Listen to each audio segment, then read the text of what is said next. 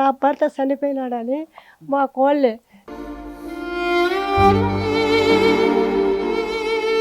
నాతో సంతకం పెట్టించుకొని కేసు కొట్టేసినాడు సార్. నీకు న్యాయమా? అది నీకేంటి ఉద్యోగం ఇచ్చినాడు కాపీ బట్టలు వేసుకొని? వాళ్ళని ఎన్నిక వేసుకొని అప్పులు చేసుకున్నా అంటే ముసిలోళ్ళు మందు తాగి తెచ్చిపోతే ఏం చేయాల? వరుసుకో ఏం నువ్వైతే ఆఫీసర్ అయితే అయిపోవచ్చు, మా పలానా ఇస్తాడా? ఈ సిఎస్ఆర్ ఎందుకు కేసుకొచ్చుకున్నాడు? ప్రాణాలు తీసుకొని తిన్నిచ్చి కూడా నా కొడుకు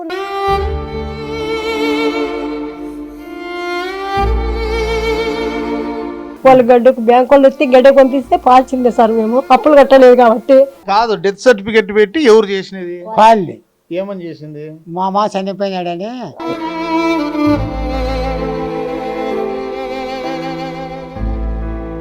లెక్కది మీరు తిని మేము అయిపోతే మేము ఏడం రోడ్లు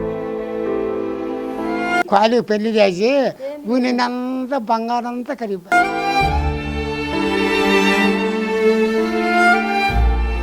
ఈరోజు ఉదయం దాదాపు 12 గంటల సమయంలో ఆర్డీఓ ఆఫీస్కు నేను చిన్న పని పైన వెళ్ళాను.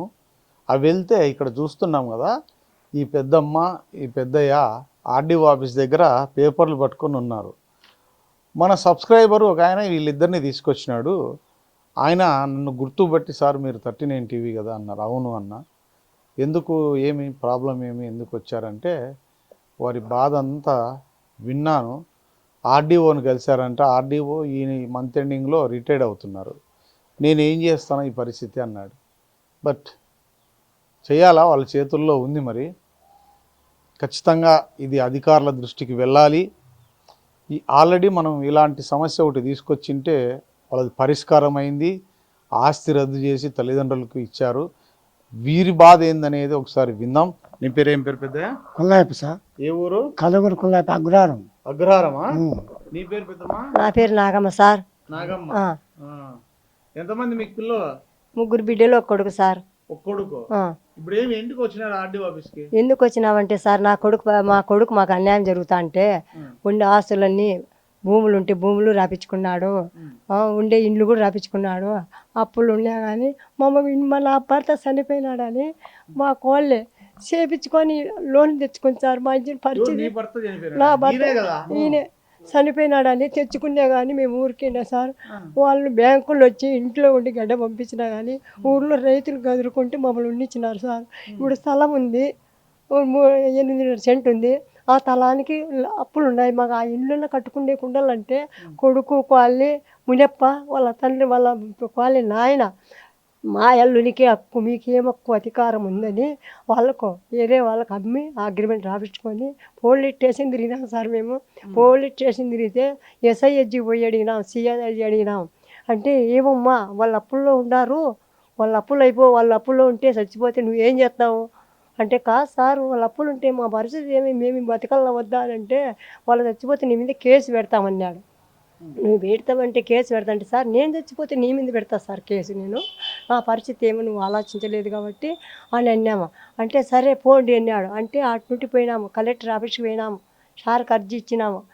ఆటికి ఆటికి ఇచ్చి వచ్చినాము. ఎస్పీ దగ్గర 2 తూర్లు పోయినాము, కలెక్టర్కి పోయినాము. వాళ్ళు వచ్చిన పేపర్లు వచ్చినాయని సార్లు మాకు ఫోన్ చేసినారు, రాండమ్మా మీకు న్యాయం జరగాల, అన్యాయం జరగబోదని.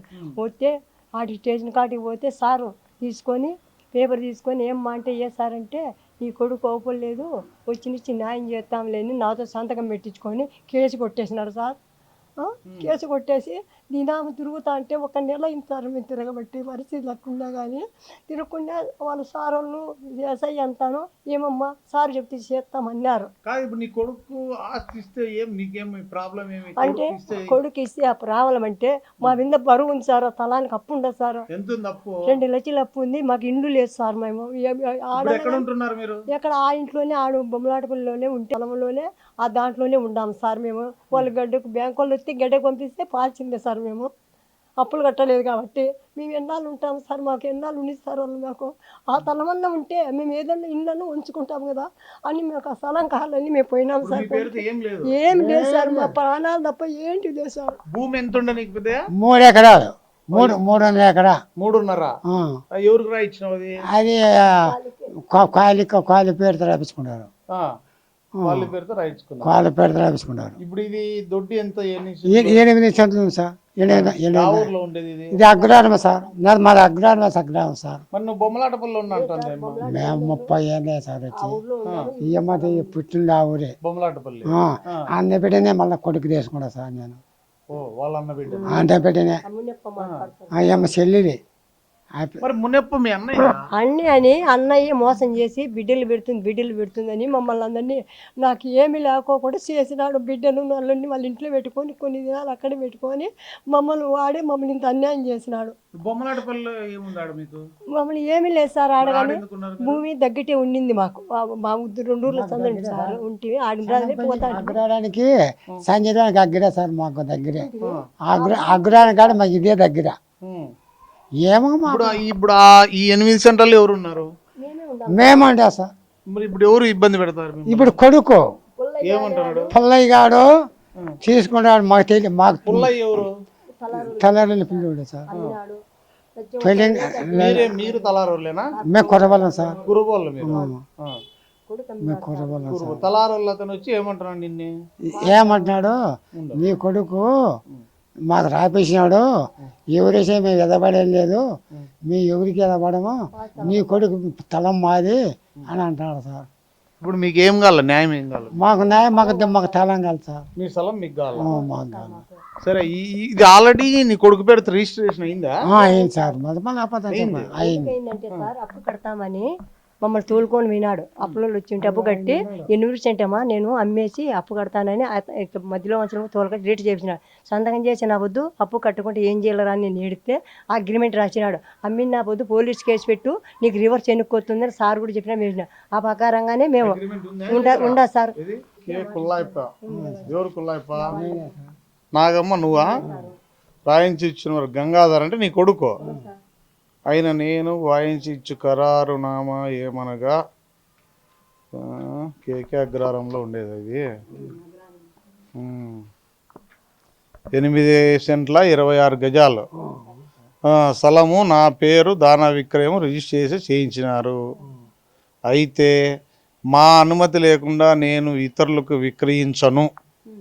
అట్లు ఏమైనా విక్రయించినా మీ సంతకములు లేకుండా వేరే వారికి రిజిస్ట్రేషన్ చేయించినా అది చెల్లనేరదు. ఏమే? మా అనుమతి లేకుండా నేను ఏ యజమానికి ఎవరికి కూడా అమ్మను. నా పైన నాతో కొన్నవారిపైన సివిల్ క్రిమినల్ కేసులు పెట్టవచ్చును. మరి ఇంత బాగా క్లియర్గా రాసినాడే. ఆ దానం చేసి ఇక్కడ పత్రములు కూడా రద్దు పెట్టవచ్చును అని మా రాజీనామా ఒప్పి వ్రాయించి ఇచ్చిన అగ్రిమెంటు ఖరారునామా. భాగ్యం ఎవరు? క్వాలి సంతకం ఇచ్చింది గంగరాజు. ఇది పేపరా ఏం చేస్తారు మీరు అని పేరు రిజిస్టర్ అయిందంటారు సార్. సార్ మా పరిస్థితి ఏమిటంటే వాడు అమ్ముకుంటే నువ్వేం చేస్తావు అంటాడు. అమ్ముకుంటే సార్ మేము ఇబ్బందులు ఉండాము, పరిస్థితి బాగాలేదు, అమ్ముకోండి. వాడు కూడా నేనే వద్దలే. మా పరిస్థితి చూసి అమ్ముకోమంటే లేదమ్మా వాళ్ళు అమ్ముకోకుంటే వాళ్ళు అప్పుల్లో ఉండారు, మందు దాకా చచ్చిపోతారు, అప్పుడు వాళ్ళు చచ్చిపోతే నీ మీద కేసు పెడతానంటాడు. నా మీద కేసు పెడతానంట. సార్ ఏమి నేనేం చేసినాను? మా ముసలాపు ఇల్లు రాపించుకున్నాడు, భూమి రాపించు నోరు మూసుకొని పక్కన పడి ఉండాలి. మనుషులోనే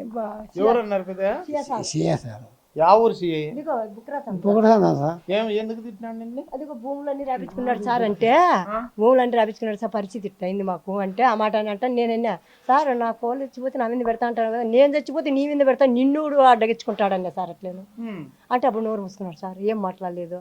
నిన్నేమన్నాడు? అవునా? అబద్ధం అంటాం సార్.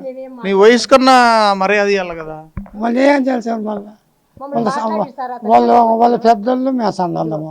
ఎస్ఐ సార్లు వాళ్ళు పక్కన వాళ్ళు ఉంటారే వాళ్ళందరూ మాట్లాడుతున్నారు. పాపం ముసలోళ్ళు తిరుగుతున్నారు, ఇబ్బంది పడుతున్నారు, వాళ్ళ పరిస్థితి ఏందో చూడది అన్నారు. అతని వస్తే ఏ సార్ అంటే వీళ్ళను చూసి పంపిర్రి అంటాడు, పోతాడు సార్. అతని వచ్చిన పేపర్లన్నీ మేము పెట్టినవన్నీ అజిని పెట్టుకున్నాడు. మా కాలనీ కొడుకును ఫోన్ చేసి ఎక్కడుండే అతనికి తెలుసు. ఏ సార్ ఏం చేసి అంటే నీ కొడుకు కోళ్ళను దీంట్లో పుట్లపరిలోను బాగాలేక ఆరోగ్యం లేకుండారు పేపర్లో నాకు చూపించిపోయినారని ఎస్ఐ సార్ చెప్పినాడంట. వాళ్ళు వస్తే ఎన్నికి పంపి వాళ్ళకు నాకు చెప్పిపోయినారు వాళ్ళు ఉండకూడదు, వాళ్ళు వస్తే ఈ మాట చెప్పు బాగాలేదంట ఆరోగ్యం బాగాలేకపోయినారు అని ఈసారి చెప్పి ఈసారి అన్నారంట సార్. నీ కొడుకు నిజంగా బాగాలేదా? అన్ని బాగు వాడికే బలిసిపోయినాడు నా కొడుకులో. సార్ అట్టున్నాడు సార్, ఈ సిఎస్ఆర్ ఎందుకు వేసుకొచ్చుకుంటాడు, ఎందుకు వేసుకుంటున్నాడు అంటే మాకు చేత కదనే. మాకు కడపాత్ర మీద బాగలేదంటే బాగలేని పరిస్థితులు మాకు బాధ ఉండదు సార్, మీరే చెప్పండి. కొడుకు అంటే బాధ ఉందా, కొడుకు కాళ్ళంటే బాధ ఉందా, మనమల్లంటే బాధ ఉండదా? మునేప్తో ఉండాలి మరి. అదే మేమేం బాగలేదండి మమ్మల్ని అన్నాలే, నువ్వు బిడ్డని ఇచ్చుకుంటావు కదా, అల్లుడే కదా నీకు పరిస్థితి. నువ్వు ఏడో పెట్టి నటనాడి మమ్మల్ని మా యాయమ ఏం చెప్తూ మా వాళ్ళ నుంచి నా అల్లుని పేరు మీద తల ముందే ఎవడడ్డ మొత్తాడని కొన్ని నువ్వు ఆభాష ఇచ్చినావు. అవు నువ్వు ఇచ్చినప్పుడు నేను నా ఎత్త మామ ఆస్తి కాబట్టి నేను నా తల మిడిచేది లేదు ఎవడొచ్చినా కూడా. అప్పుడు ఉన్నాక నా స్థలం కావాలి. నీ బిడ్డలు ఎవరు అన్నం పెట్టరా మీకు? బిడ్డలు ఉండారు సార్, బిడ్డలకు సార్ వాళ్ళకి మగలు లేదా, వాళ్ళ కాపీ లేదా? ఇప్పుడు ఆస్తి అయితే కాలి పేరు మీద రాయించినావు, అంటే ఇప్పుడు ఈ 8.5 సెంటు రాయించినావు కాదు. డెత్ సర్టిఫికెట్ పెట్టి ఎవరు చేసినది? కాళ్ళి ఏమని చేసింది? మా చనిపోయినాడని శంకరపల్లి చేపించుకొని 3 లక్షలు అప్పు తెచ్చుకుంది. దేంట్లో? బ్యాంకులో సార్. బ్యాంక్ వాళ్ళు ఇంటికి వచ్చింటే తెలిసింది సార్, మాకు అంతవరకు తెలీదు. ఏంటి సారు ఎందుకు వచ్చినారు మీంటే, మీ కాళ్ళు ఇల్లు ఆయన పెట్టి డబ్బులు తెచ్చుకుందంటే ఎవరినడికి తెచ్చినారు నువ్వు, మేము ఇట్లా ఎవరినడిగి మా కాలనీ కొడుకు జీతం పెట్టుకో మా ఇంట్లోకి రానిచ్చలేదు. అప్పుడు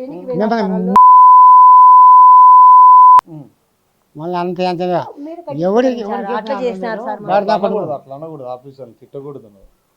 అంటే మాకు తెలియకుండా చేస్తా సార్, మేము తిక్కనాకొలకమా, మాకు తెలిసి చెప్పు, అయితే పోతుంది. నువ్వు దొంగ కదా, దొంగ తెచ్చుకో లెక్కలు మీరు తిని మేము అయిపోతే మేము ఏడబ్బో రోడ్లో ఉండాలి. అప్పు చేసినందుకు బాధపడేం కాదు, మా పరిస్థితి ఏందో ముసలిళ్ళు ఒక్కసారి ఆలోచించి నువ్వు చెయ్యాల. ఏదైనా ఊర్లో రైతులు కానీ తోడబుట్టినోడు కానీ కొడుకు కానీ బంధువులు కానీ ఎవరైనా కానీ ఈ ఊర్లోకి పోతే ఈ పరిస్థితి ఎట్టుంది, వీళ్ళు ఏ రకంగా ఉండారు అని ఆలోచించాల. మా పరిస్థితి అంతా మా ప్రాణాలు తీసుకొని తిన్నిచ్చి కూడా నా కొడుకు నా అల్లుడు నా బిడ్డ అని వేడో పెట్టొచ్చి వాళ్ళు ఇప్పుడు మునప్ప నాకు తెలుదు అంటే నీకు తెలకుండా ఎట్లుంటుంది? నాకు తెలకలేనప్పుడు ఆ స్థలం ఖాళీ చేయమని వాడు రిజిస్టర్ రేపు మనాడు అయిపోతుంది, రిజిస్టర్ అయిపోతుంది. వాడు అంటాడు కొనుక్కున్నాడు మీకు అధికారం లేదు దొడ్డేకి రాద్దారంటాడు సార్ మమ్మల్ని. సరే, దీన్ని నేను ఆర్డీఓ గారి దృష్టికి తీసుకుపోయి దీన్ని రద్దు చేపించి, ఎందుకంటే తల్లిదండ్రులకి చట్టం ఒకటే చెప్తుంది, తల్లిదండ్రులను చూసుకోకపోయినా వారి బాగోగులు చూసుకోకపోతే ఖచ్చితంగా వాళ్ళు రాయిచ్చిన ఆస్తి రద్దు చేసే అధికారం కూడా ఆర్డీఓను కలెక్టర్ గారికి అధికారాలు ఉంటాయి. మనం ఇంతకుముందే ఒక ఆలమూరుకు సంబంధించిన ఒక పెద్ద ఆయన న్యూస్ పెట్టినాం, ఆయన ఆస్తి కూడా రద్దుపరిచి ఆయన పేరు మీద మళ్ళీ రాయిచ్చారు. అది కూడా మన ఏపీ 39 టీవీ సాధించిన ఒక విజయం అని చెప్పాలి. దాని గురించి మళ్ళీ న్యూస్ కూడా పెట్టలే, బట్ ఈరోజు ఈ సందర్భంగా చెప్తున్నాం. ఈ పెద్దమ్మ పెద్దయ్య ఇద్దరు వచ్చినారు కదా, వీళ్ళకు కూడా ఖచ్చితంగా న్యాయం జరిగేటట్లు అధికారుల దృష్టికి తీసుకుపోదాం. మీరు ఆ స్థలంలోకి ఎవరన్నా వచ్చినా మీరు ఖాళీ చేయొద్దు, ఎవరిని ఉంటే నా నెంబర్ ఇస్తా, ఫోన్ చేయండి, నేను సిఐకి కూడా చెప్తా. ఎందుకంటే మీకు అన్నం పెట్టి చూసుకుంటే ఓకే, ఇప్పుడు మీ అప్పులు అది పెట్ట స్వామి అన్నం యాది పెట్టు సార్. వాళ్ళు మీ ఇప్పుడు సిఎస్ఆర్ చెప్పినా కానీ ఏమ్మా అమ్ముకోండి సార్ మీరు ఏమో వాళ్ళు మాట్లాడతా అంటే మా పరిస్థితి మా బరువు బాధ్యతలన్నీ తీసుకొని మమ్మల్ని గడ్డకేసి మమ్మల్ని నిలబెట్టేటట్టుంటే మేము కూడా ఒప్పుకుంటాము. ఏమి లేనప్పుడు మీ స్థలం ఎవరికి ఇవ్వము, మా ఆస్తి మా యజ్జును ఉంటే మేము రేపటి గుడి చేసుకొని గుడిచిలోనే ఉంటాము, కూలి చేసుకొని తింటాము. ఇల్లు లేకుంటే ఎవరు అంటారు సార్ మమ్మల్ని? నువ్వు అమ్ముకుంటాడు నీ బిడ్డ నీ అల్లుడు మునప్ప అమ్ముకొని పంపించుకుంటాడు, అప్పులు కట్టుకుంటాడు. అప్పులు చేసినంటే నీ బిడ్డ మాకు తలాన్ని పెట్టినా సార్, మేము ఏమి ఊరికి ₹1 తినిలే. ఆ తలము మా అన్నదమ్ములు దాయాదులు పెండింగ్ పడింటే నా కొడుకు వాళ్ళు వద్దన్నారు. వద్దంటే మేమిద్దరము గెలుచుకున్నాం. దాన్ని గెలుచుకొని నిలబెట్టుకొని మా సోదరిని చేసి 3 ఏళ్ళు దొడ్లో చెడ్డు వేసుకొని కాపురం చేసినాము, అక్కడే ఉన్నాము. నాకు ఆరోగ్యం బాగాలేక బొమ్మలాట పళ్ళు పోయినాము అంత తప్ప దానికి అప్పులు నేను చేసిన, నేనే కడుపు తిండే ఒకరికి పెట్టలే. ఆ తలం ఉంది కాబట్టి ఈ పొద్దు అమ్ముకుంటానైనా తలం అప్పు కట్టి ఆడినాం. నా ఎల్లు పేరు మీద ఉంది, నేను చేపించుకుని అప్పు కట్టాలి ఆడనంటే 2 లక్షలు కట్టాలి సార్. 2 లక్షలు 2 లక్షలు మీ కొడుకు కడితే ఓకేనా?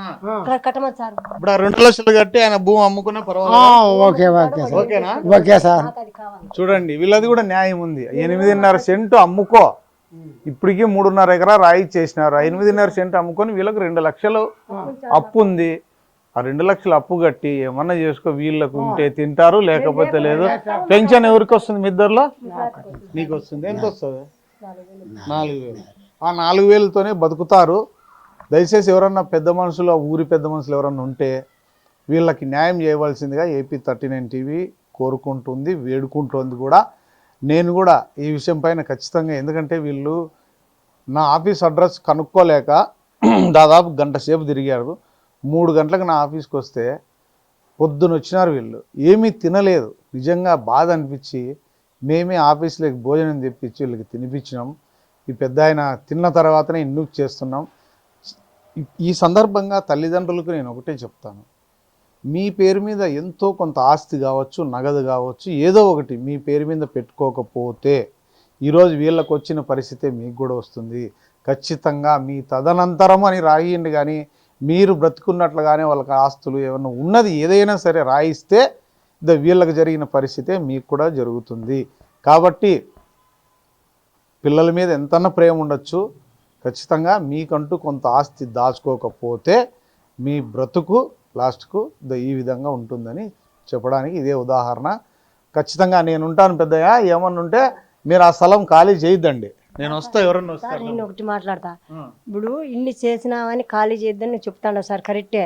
నాకు తోడబుట్టినోడే కావచ్చు, నీ చెల్లెలనే కావచ్చు, బిడ్డనిచ్చుడు కావచ్చు, అతని ఏం తీసుకున్నారో ఏం పెట్టుకున్నాడో అతని వచ్చి అది న్యాయం చేస్తే ఒకటి బాయ. తిరిగి మళ్ళీ ఇప్పుడు ఒక 6 నెలల కిందట మళ్ళీ 1.5 ఎకరం ఉంటే రాపించుకున్నాడు అప్పులు వస్తారని. మేము చేసిన అప్పులకైతే నీ అల్లుని నప్పుకొని కట్టుకోమని చెప్తాడు, బాగానే ఉంది. నువ్వు ఇచ్చినప్పుకే మా యాతి నువ్వు రాపించుకున్నావు, అది న్యాయమా? నువ్వు విడిచిపెట్టు అప్పు, భూమి గడ్డకరా నువ్వు విడిచిపెట్టు వాళ్ళకే. నేను దొడ్డి విడిచిపెడతాను అప్పు కట్టుకోకుండా, కానీ న్యాయం మాట్లాడదాను. నువ్వు అప్పటినప్పుడు నా తలం నాకు కావాలా లేదు, నువ్వు వచ్చి నాకు అప్పు కట్టేవని అవుతావా, నీ బిడ్డలు ఉందో వాళ్ళకొచ్చి నువ్వు తలం నిలబెట్టేవని అవుతావా. ముందు మునియప్పని పట్టకత్తేనే పుల్లిగాని పట్టకత్తేనే సమీక్ష తెగేచ్చారు. ఊర్లో రైతులు కూడా విచారించుకున్నా కానీ ఇతనే అంత కారుకుడే వాళ్ళని ఆడో పెట్టినాడు. అగ్రాన్ని వచ్చి విచారించుకోండి సార్. అగ్రాన్ని ఏమంటారు, నీకు వద్దురా తల్లి పిల్లలు ఒకటి అవుతారు, నీకు వద్దురా నీ లెక్కించి కూడా వాడు ఏం లేదు సార్. మళ్ళీ ఏం చేస్తావు? మేమేం చేయాలి సార్, మేము స్టేషన్ పోతే అట్లా ఎస్ఐ సార్ ఏమంటాడు, తిరిగి ఎందుకమ్మా మీరు మీ పరిస్థితి అంగలేస్తున్నాడు సార్. వాళ్ళే బాధపడుతుంది నిజము. దాచి మళ్ళీ లేకోకుండా మాట పలకడు ఊరివే. ఇగో గోవింద సారు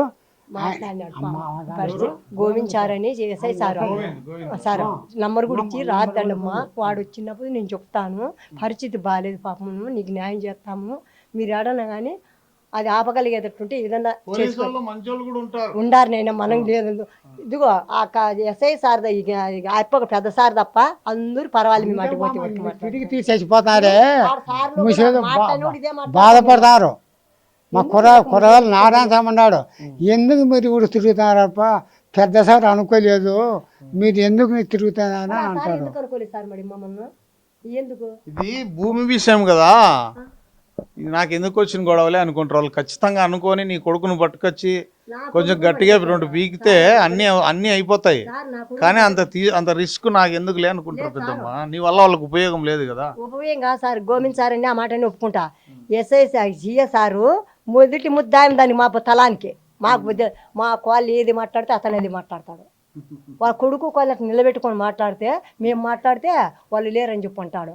నువ్వు ఆఫీసర్వే కావచ్చు, నువ్వేమో పెద్దమ్మ ఇట్లా మాట్లాడతామని న్యాయం చేసినా ఒకటే చేయకుండా ఒకటే, నువ్వు చట్టం ప్రకారం మాట్లాడు, పిల్ల ఒకటి పెద్ద ఒకటే. వాళ్ళని ఎన్నికేసుకొని అప్పులు చేసుకున్నా అంటే ముసిలోళ్ళు మందు దాగి తెచ్చిపోతే ఏం చేయాలా మేము? వాళ్ళ నీకు న్యాయమా? అది నీకేంటికి ఉద్యోగం ఇచ్చినాడు కాపీ బట్టలు వేసుకొని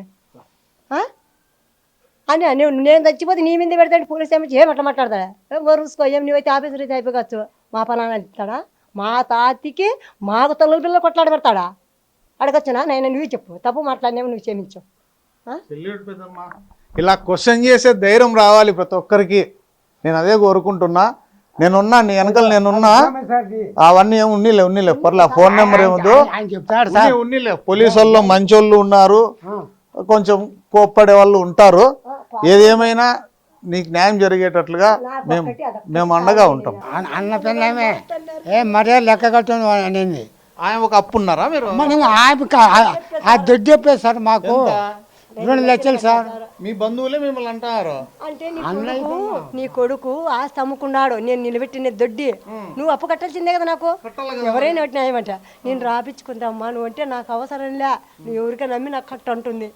ఈడు చూస్తే ఇప్పుడు మునప్ప అనేవాడు నా కాలుని పేరు విందింది, నా ఎరడు అమ్ముకుంటా ఏం చేసుకుంటాడో అని ఈడు గుత్తాడు. ఈడు గుర్తాడు మునప్ప అనమాట. కత్తే నా అల్లుడు, నా కొడుకు, నా కాలు కూడా ఏం చేయలేరు. వీటితోనే కొలికి నేను పట్టకాలి సార్. సరే చూద్దాం. నేను వస్తానులే మీ ఊరికి వచ్చి చేద్దాం పెద్దమ్మ, ఖచ్చితంగా చేద్దాం. సరేనా? ముగ్గురు బిడ్డలు ఉన్నారు. ముగ్గురు బిడ్డలు కూడా అప్పులు చేసినా కానీ వాళ్ళు ఒక మాట అనలే. ఒకడే తోడబుట్టినోడని ఒకరికొకరు 2 లక్షలు 3 లక్షలు ఇచ్చినా కూడా ఏం మాట్లాడలే. ఎందుకంటే ఒకడు ఉన్నాడు, చెడిపోయినాడు. ఏం పని చేస్తా అంటారు మీరు? రైతు పనేనా? కూలిపోతాం. ఇప్పుడు కాదు, ఇంతకు ముందు ఇంటి మా గొర్రెలు ఉండే, భూములు ఉండే, పంటలు అన్నీ ఉండే సార్, అన్నీ ఉండే. మా అగ్రాలు మా తగిలేవాడే లేడు. ఇప్పుడు లేదేం లేదు. ఈ కాలు పెళ్లి చేసి ఊనిందంతా బంగారం అంతా కరిగిపోయి బంగారు పోయింది. ఏం లేదు. మా అన్న బాబు మీకు కాళ్ళ మొక్కుతాను. నేను పెళ్ళి చేసిన ఈ వయసుకు అప్పులు ఇచ్చినా ఈకుండా విడిచిపెట్టిన. ఇదే దయాలకు పెళ్ళి ఏ చెప్పని చేసాం సార్. మళ్ళా మన పరిస్థితి, మా పరిస్థితి ఇప్పుడు బాగా బతికిన పెద్ద ఆయన, గొర్రెలు ఉన్నాయి, పొలాలు ఉన్నాయి, బంగారు ఉన్నాయి, 3 కూతుర్లకు పెళ్లి చేసినాడు, కొడుకు పెళ్లి చేసినాడు. చివరికి ఈరోజు పరిస్థితి ఇది, దీన పరిస్థితి. అందుకనే బీ కేర్ఫుల్ పేరెంట్స్.